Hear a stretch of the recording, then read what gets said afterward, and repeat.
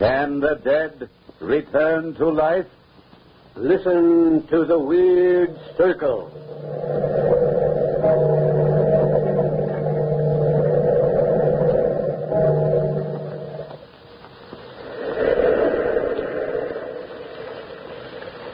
The Weird Circle. In this cave by the restless sea, we are met to call from out the past stories strange and weird. Bellkeeper, toll the bell, so all may know we are gathered again in the Weird Circle. This is Weird Circle time at the Ogden's Playhouse. Tonight we are to hear a radio adaptation of the Frederick Marriott story, The Werewolf. There's an eerie and unusual atmosphere to this story which makes it a good choice for this Weird Circle series. It's a story that recommends itself for good listening. In its own field, Ogden's Fine Cut Tobacco is the recommended choice for good smoking when rolling your own cigarettes. There's no substitute for quality. That's why Ogden's wins consistent top preference. Ogden's is the choice of smokers who demand the best. Try a package. You'll find Ogden's easy to roll, delightful to smoke. Yes, easy to roll, delightful to smoke. And now our story, The Werewolf, by Frederick Marriott.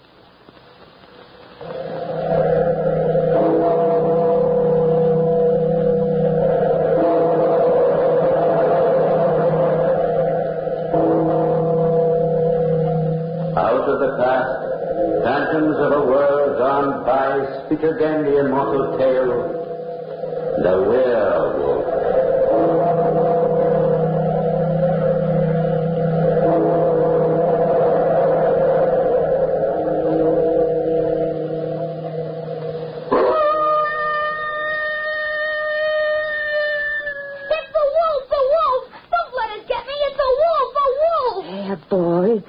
Don't be frightened. It's only our neighbor's dog baying at the moon. Go to sleep. You are safe here with my husband and me. Where are you, good wife? Here. Shh. The boy's trying to sleep. What news of his father? Peace to his soul. He was raving mad by the time I got him to the hospital. It was brain fever. How's the boy? Poor little lad. He says they walked all the way from the Harz Mountains.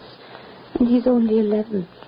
He was starved. Ate his supper as if he'd never seen food. There's tragedy back of all this, good wife. When the boy stopped me on the road and asked for help, there was terror in his eyes. Oh, Wolf, help me! Oh, help me! Oh, quiet, boy, quiet. Nothing to fear. You're safe here by the sea. There are no wolves here. Just lie quietly, boy. I want to talk to you. Yes, sir. By what name are you called? Herman. Herman Clarence. Well, Herman, I'm afraid I have sad news for you. My father is dead? Yes. That is not sad news. I thank heaven. What? Why? Because my father is free of the evil one and his curse. Now there's only me. But I must go. I must hurry. I must get far away from the forests and the mountains. Oh, lie back, child. Wait a bit. There are no mountains or forests here. Only the calm sea. What do you fear, Herman? Let me sit beside you. Don't be afraid. You kissed me. Is that so strange? What? It is very strange. You're kind and good, and yet you are a woman. Poor motherless little one. Oh, it might help you lose some of your fears, boy, if you told us something about yourself. You were born in the Harz Mountains? No, mynheer. We lived in Hungary on the estate of a great noble. My father was steward. And what about your mother? She ran away from us when we were very small. My brother Caesar said it was because of her that my father killed his noble lord. Oh, I see. Now go on with your tale. Father took all the money we owned and put us in the sleigh. We drove fast and far until we were out of Hungary. Then he bought a cottage among the tall firs deep in the Hartz Mountains. And there we grew up. Your brother and you. And our little sister, Marcella. We loved her very much. Weren't you very lonely? Oh, the winters were long and dark. Father went hunting every day, but shut us indoors for safety from the wolves. He also forbade us to light the fire, so we used to creep under heaps of bear skins to keep warm. We'd talk of that happy time when the snow would melt, the leaves burst out, the birds sing again, and we could go outdoors and play in our garden. A sad life for children. No, not sad. We were happy with each other, we three. Until... Yes, Herman, until... the howl of wolf. Father had come from his hunting and had kindled a fire, and we were sitting around it when suddenly a wolf howled close under the window. My father seized his gun, looked to the priming, and ran out, shutting the door behind him. We waited hours, and it was nearly midnight when my brother Caesar went to the door. I've heard no report of a gun. Father must have chased the wolf a long way. Or else... Oh, no. Father's all right, Marcella. I will look out and see if he's coming. Take care, Caesar. The wolves may be close, and we cannot kill them. I'll be careful. I see nothing but moonlight and snow. Come in, Caesar. Father will come when he can. I'm hungry. We've had no supper, but we'll be punished if we do not wait. Father will be glad to have food ready. Let's cook it for him and for ourselves. Very well, I'll get down some venison. But, Marcella, can you dress it? Surely. Haven't I often helped Father? Get the iron pot, Herman. There. I've cut off lots of slices. Now, put the fat in the pot. Oh, be careful of the fire, little sister. Look out the window, Herman. Someone's coming. It's Father. And there's a man with him leading a horse. Yes, and there's a lady in the saddle. See how the moon shines on her white face and that lovely flaxen hair. I'm frightened. Why, sister darling? She's beautiful. Hola! Hola! Caesar, open the door. We have guests. Enter, good sir. I have little to offer, but you and your daughter are welcome. Friend Hunter, it was good fortune for us that you were out so late. We had ridden far in fear of our lives. And we would have died of cold and hunger in those mountains had you not heard our horn and saved us. Come, mistress. Seat yourself by the fire. The warmth is pleasant. And the smell of food is pleasanter still. You have young cooks here, Mynheer. Yes, these are my children. Caesar, Herman, and Marcella. Welcome, sir. We have supper already, Father. Before I eat, I must put up my horse. Oh, I will take care of him. Let me go with you. You needn't trouble. But if you like, come along. I have a shed outside. What fine boys you are. Come close to me. Good, strong arm. Sturdy shoulder. Why do you tremble, lad? You're so white and shining. There's no reason to fear me. You're a stranger. I'm not strange. We should be friends, But where's the little girl? She's afraid. I think she has hidden herself in bed. Gone to bed without any supper? She must have been a bad little girl. She is not bad, lady. No, she's good.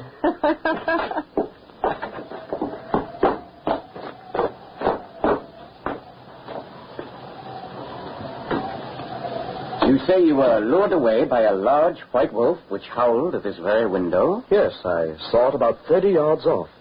The animal retreated slowly, and I followed. I didn't like to fire until I was sure that my shot would take effect. A white wolf? Of course you were anxious to shoot such a very rare animal. The wolf would leave me far behind, then stop and snarl defiance at me, then start off at speed again as I neared it. It led me further and further up the mountain to an open space in the forest. There it stopped and growled. I raised my gun to shoot when suddenly the wolf disappeared. Disappeared? How strange. I thought the moonlight on the snow was playing me some trick.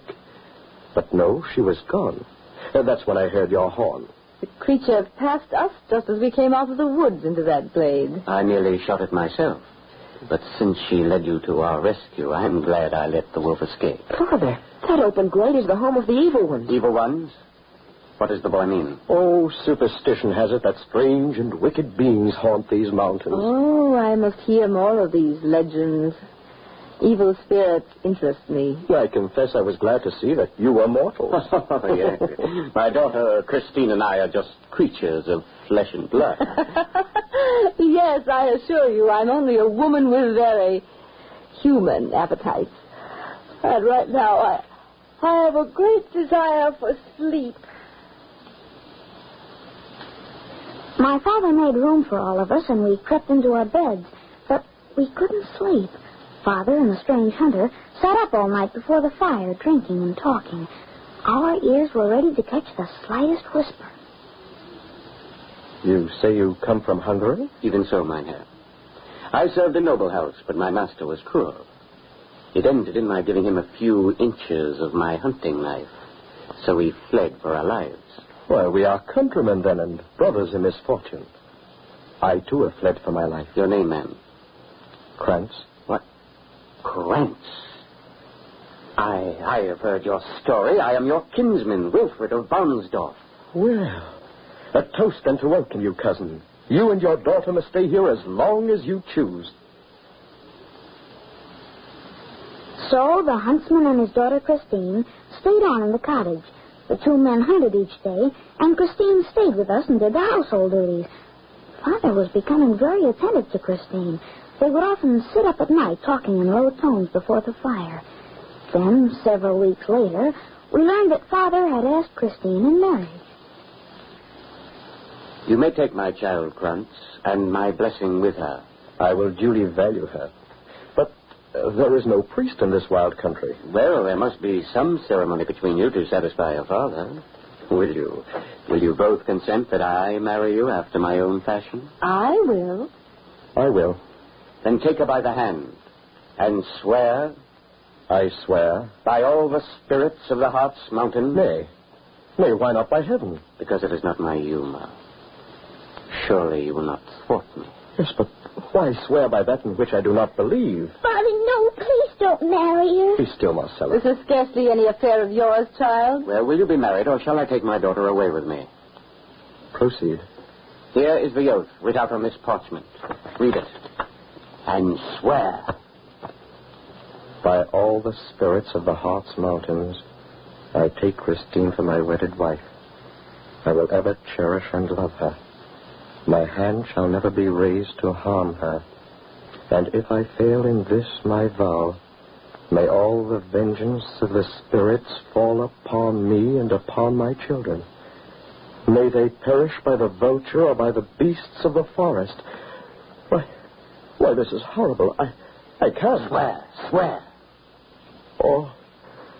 All this I swear. Father! Strange behavior from your children, my husband, on our wedding night. Stop crying, Marcella. I'm sorry, Christine. Never mind, my dear husband.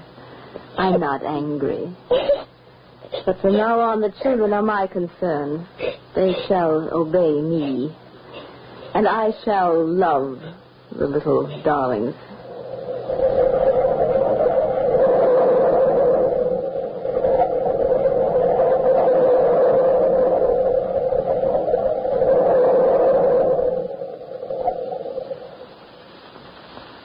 Friends, the legend of the werewolf is one that has lived a long time in the pages of classical folklore. Many of you are familiar with the legend, and no doubt many of you have a preconceived idea of what comprises the climax to tonight's Weird Circle story. Roll-your-own cigarette smokers everywhere know that there isn't any legend to the story of smoking satisfaction when your choice of tobacco is Ogden's Fine Cut, and you know what to expect every time you light a cigarette rolled with Ogden's. You're certain there can be only one result: complete smoking enjoyment. There's a smooth goodness to Ogden's, a distinctive taste and uniform quality that makes Ogden's, OGDEN''S, Ogden's Fine Cut Tobacco, the leading choice of people everywhere, discerning roll-your-own cigarette smokers who insist on the very best. Try Ogden's and you're sure of top-flight smoking satisfaction. You'll agree that Ogden's is easy to roll, delightful to smoke. Yes, easy to roll, delightful to smoke. And now back to our story. Krantz, a fugitive from Hungarian cruelty, had fled with his small children, Caesar, Herman, and Marcella, to a rude hut deep in the Harz Mountains. One winter night, while pursuing a white wolf, Krantz is hailed by a stranger and his beautiful daughter, Christine, who were lost in the mountains. He invites them to his humble home, and being glad for the good company he thinks there will be, he begs them to stay on as his guests for as long as they choose. In the days that follow, Krantz falls in love with the beautiful Christine, and though his little daughter cries out in fearful premonition of things to come, he marries her in a strange pagan ceremony.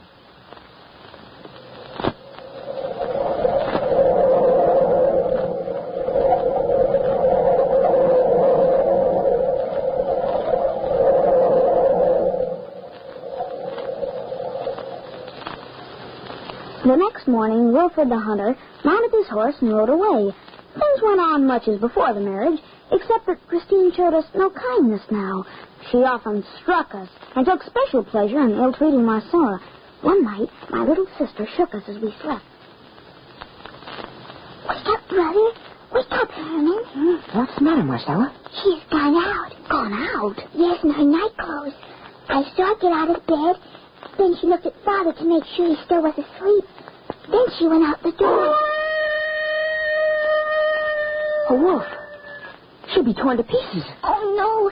Much as I hate her, that would be too horrible. What can have made her go out all undressed in the deep snow? She's strange. She's dreadful. Her eyes flash fire when they look at me. Her teeth are like an animal's. She certainly eats queerly. Have you noticed she doesn't like to sit at the table? While getting supper, I've seen her tear at a piece of meat that wasn't even cooked. There she is in the firelight. She's in her white nightdress. Washing her face and hands in the water pail. Father hasn't even waked up. Shh. She's going back to bed. We might as well go to sleep now, but we'll watch again tomorrow night. The next night and every night, our stepmother rose from bed and left the cottage. And every night the wolf howled under our windows.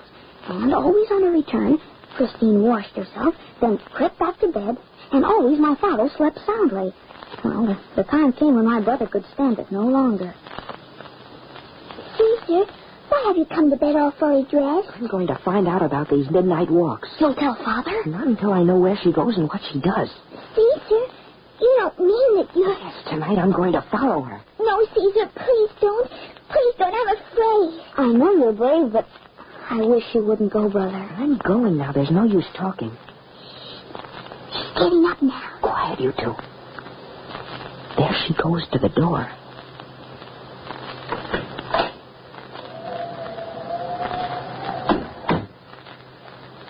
Be careful, Caesar. Be careful.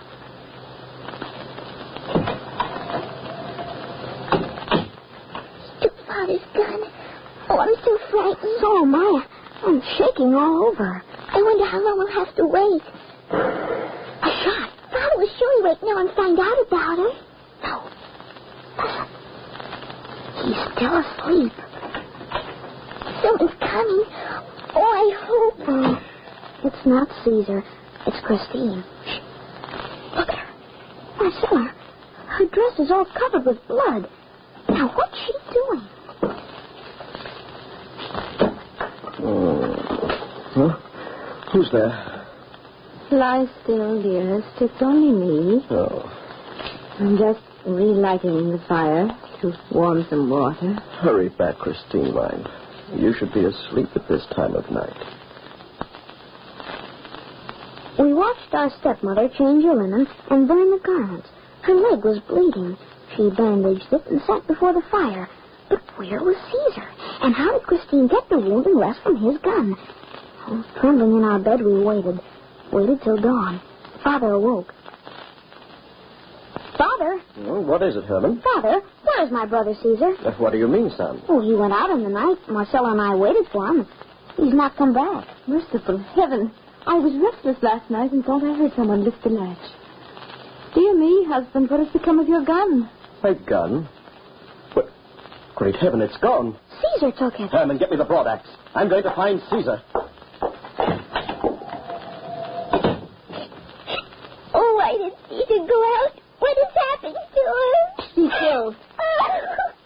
whimpering will not help.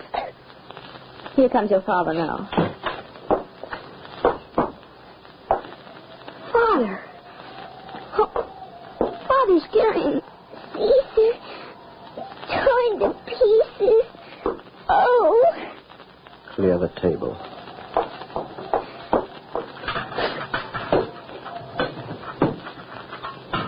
There. The body of my oldest son.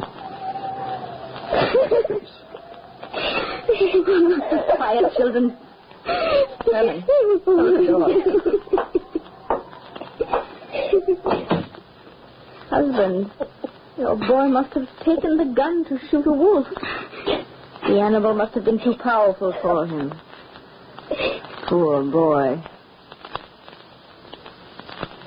At that terrible moment, I wanted to tell Father all we knew, but Marcella held my arm and looked so imploringly at me that I kept silent. She and I were sure that Christine had some connection with our brother's death. Father dug a grave and piled stones on it. And for days he just sat and stared at the fire, mourning for Caesar. Our stepmother's wanderings continued. One day, Father again took down his gun to go hunting, but soon returned. Would you believe it, Christine? The wolves, perdition to the whole breed, have dug up the body of my poor boy, and there's nothing left of him but bones. Indeed. Then you must build a new grave. Father, a wolf howls under our window every night. Well, why didn't you tell me? Wait for me the next time you hear it. I'll get that wolf. Have you not yet learned that it is safest to leave wolves alone? Why, Christine, your eyes are wild and you're almost snarling at me. But I'm so afraid for you, dear husband. We never heard the wolf howl under our window again. Well, when at last spring came, and I helped my father with our small farm, Marcella was always with us, for we couldn't bear to have her out of our sight. Our stepmother stopped going out on her nightly rambles. One day, she came out to us and said she was going to collect some herbs Father wanted, and that Marcella must go to the cottage to watch the dinner. Well, Marcella obeyed, and we saw my stepmother disappear into the forest in the opposite direction, so felt no danger for my little sister. But about an hour later... Marcella! She's got herself! Run, Herman, run! Great heaven. Look, the white wolf. Sneaking out of our cottage. Kill it, Father! I have no gun. We're too late. It's gone. Oh, my little Marcella. The wolf has hurt her terribly. She's bleeding, Father. She's dying. Marcella.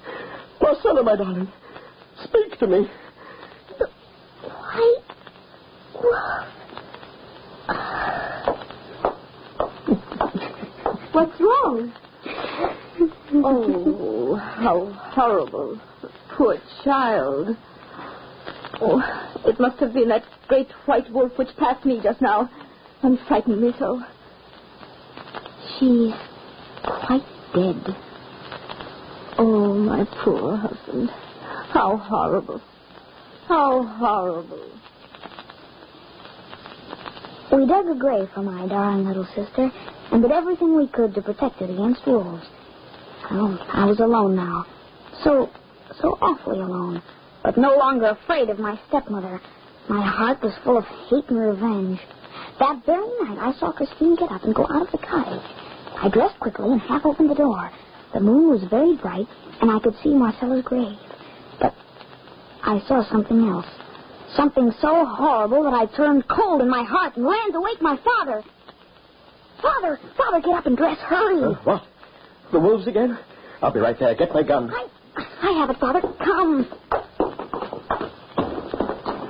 Herman, stop. Who is that crouching on Marcella's grave? Christine. Yes, in her white nightdress. She's digging with her hands. She's throwing the stones behind her. Her face is as cruel as a wild beast. Oh, she's destroying Marcella's grave. Your gun, Father, shoot. Yes, my son, yes. Pray that my hand holds steady.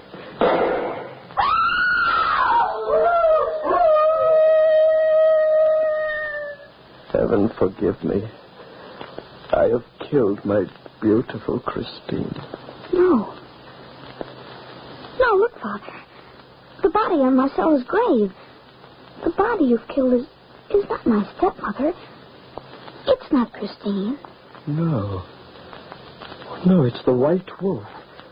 The white wolf which lured me into the forest. The white wolf that killed my children. Oh, I see it all now. My oath. My oath to the spirits of the Heart's Mountain. Spirits of the Heart's Mountain. I take Christine for my wedded wife. I will ever cherish and love her. My hand shall never be raised to harm her. And if I fail in this my vow, may all the vengeance of the spirits fall upon me and upon my children. May they perish by the vulture or by the beasts of the forest. Poor fool mortal who had a werewolf. Your beautiful Christine, a werewolf. A werewolf. Stop, demon, stop! I shall go mad. Come, my son, my little Herman. You at least may escape this awful curse. We must flee for our lives, away from these evil forests, to the sea. There you'll be safe, my son. There you will be safe.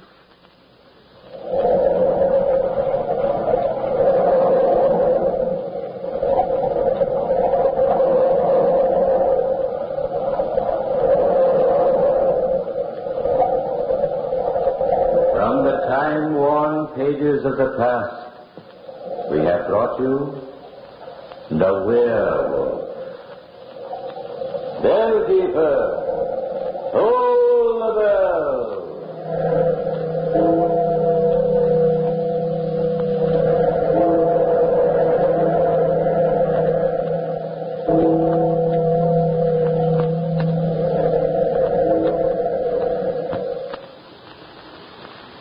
There will be another Weird Circle presentation at the Ogden's Playhouse next week at this same time. This is your invitation to join our story circle for a half hour of unusual radio entertainment. Meanwhile, remember the name Ogden's when in need of a cigarette tobacco.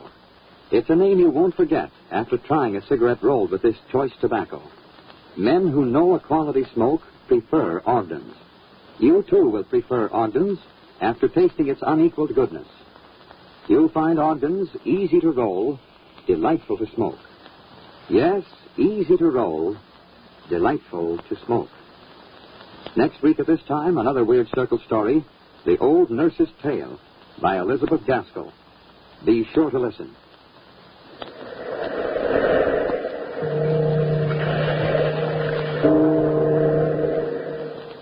If you smoke a pipe, try Ogden's Cut Plug. It's a rich, smooth pipe tobacco.